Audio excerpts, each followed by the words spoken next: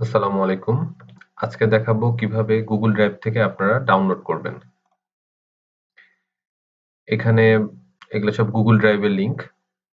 আমি যেকোনো একটা লিংকে ক্লিক করলাম। এখানে দেখেন এর ভিতরে অনেকগুলা ফোল্ডার আমরা দেখতে পাচ্ছি।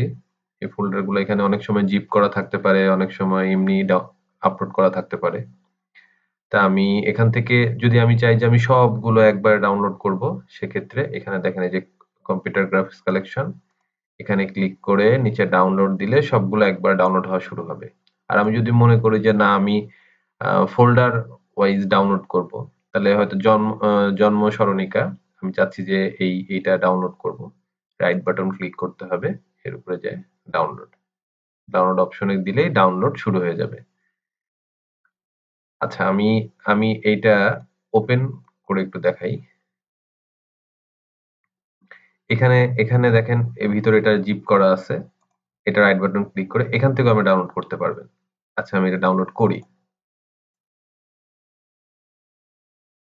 ডাউনলোড অ্যাওয়ে,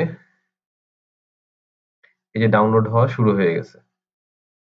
ঠিক আছে? এখানে ডাউনলোড হওয়া শুরু হয়ে গেছে। এইভাবে আপনি যেকোনো ফাইল গুগল ড্রাইভ থেকে ফাইল হোক, ছবি হোক, যেকোনো কিছু হোক আপনি খুব সহজে এভাবে ডাউনলোড করতে পারবেন। সবগুলো একবার ডাউনলোড করতে পারবেন, আবার যদি চান যে একটা করে ডাউনলোড করবেন, আপনি সেটাও পারবেন। ধন্যবাদ।